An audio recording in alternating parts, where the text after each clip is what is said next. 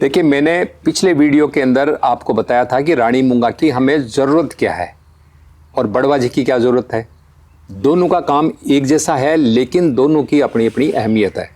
अब बात आती है कि इन लोगों ने अपना ये पैसा क्यों छोड़ दिया, या फिर ये कई समय तक क्यों नहीं आते।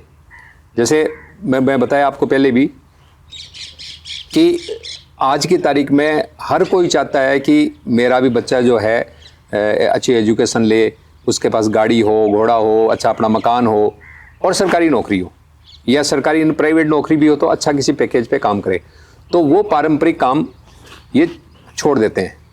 और ये नहीं, आजकल हर कोई, मतलब ब्राह्मण भी जो अपना पूजा पाठ का जो पारंपरिक काम था वो भी छोड़ चुके। बहुत से ब्राह्मण छोड़ चुके, गाँव के अंदर काम करने वाले नहीं होते। तो इन लोगों की हमें बहुत ज़्यादा ज़रूरत है।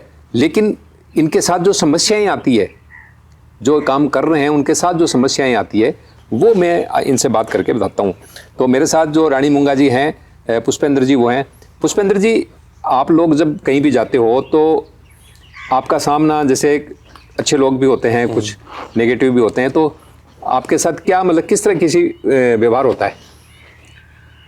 हम क्या है, कभी कभार जैसे कोई गांव में जाते हैं तो वहाँ क्या होता है कि जैसे जो इतिहास की जानकारी वाले भी होते हैं, कई तो रुचि रखते हैं और कई लोग ऐसे हैं जो उस चीज़ों में रुचि नहीं लेना चाहते।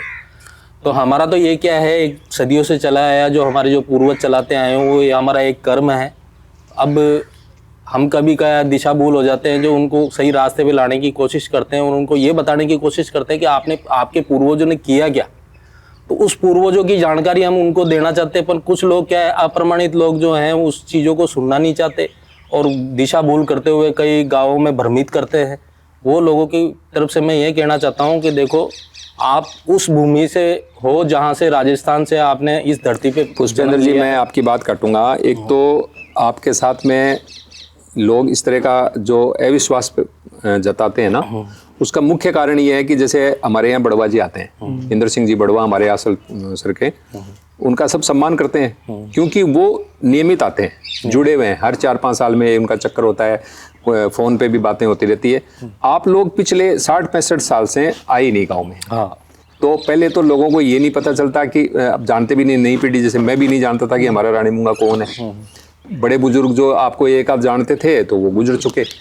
तो सबसे बड़ी समस्या का कारण ये है। तो पहले तो ये कि जैसे 60-65 साल में आपका गाना नहीं हुआ, तो क्या समस्या क्या थी?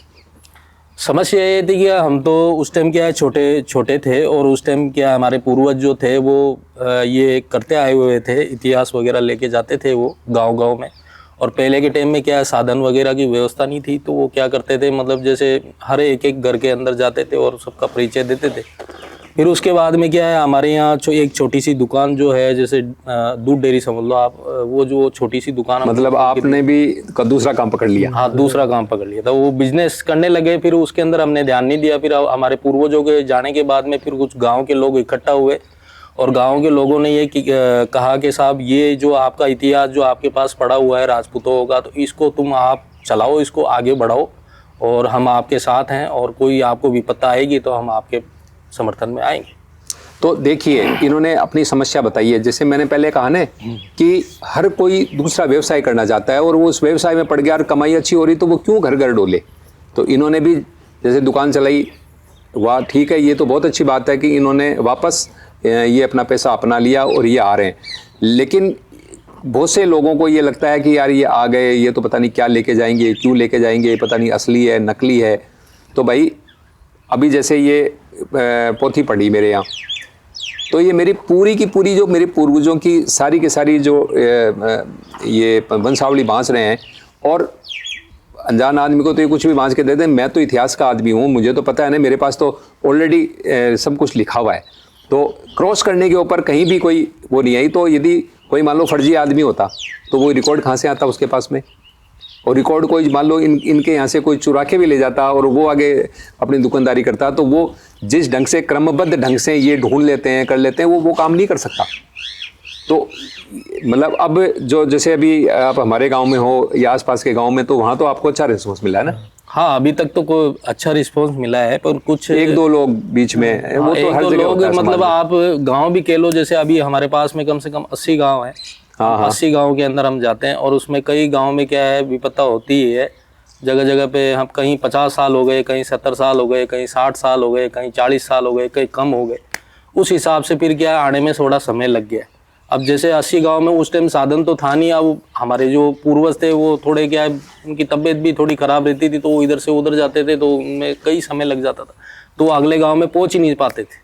उस वजह से मतलब ये आने का इतना समय हो चुका है। पर हम उनको बताने के लिए बैठे हैं, इसीलिए तो बैठे हैं कि आप पोथी सुनो, आपके पूर्वजों के नाम सुनो। अगर कोई गलती हो तो उसकी समस्या का हल होगा और हम बताएंगे आपको। अगर हमारी पोथी में अगर आपको कुछ गलत दिखता है तो आप उसको अप्रमाण करो।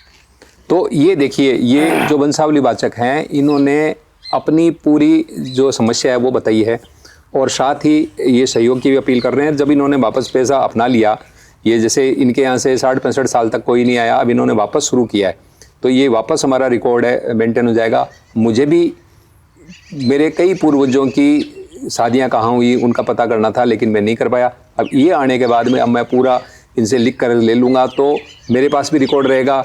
आगे से ये भी अपडेट करके ले गए और मैं इनसे ये भी अनुरोध करूँगा कि कम से कम 5-6 साल के अंदर एक चक्कर जरूर मार लें।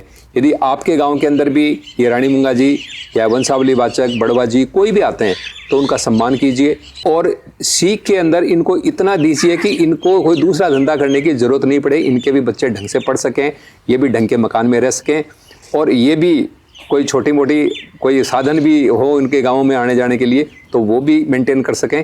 तो इतना तो इनको कम से कम दीजिए, इसमें कंजूसी मत कीजिए। ये यदि ये नहीं होंगे तो आपको कौन कहेगा कि आप राजपूत हो या उस खानदान से हो। कल को आपको यदि ऐसा सर्टिफिकेट, ठीक है आज भारत सरकार आपको जन्म प्रमाण पत्र बना देगी, जाति प्रमाण पत्र बना देगी, लेकिन यदि आपको वंशावली चाहिए तो वो तो यही लोग देंगे, सरकार नहीं देगी, पंचायत नहीं देगी। तो उम्मीद है आपके गांव के अंदर यदि रानी मुंगा जी कोई आते हैं, कोई भी ये हो या कोई आपके दूसरे हों, उनका सम्मान कीजिए, उनको सीख के अंदर ठीक ठाक सम्मानजनक राशि दीजिए ताकि इनका गुजारा चल सके। धन्यवाद।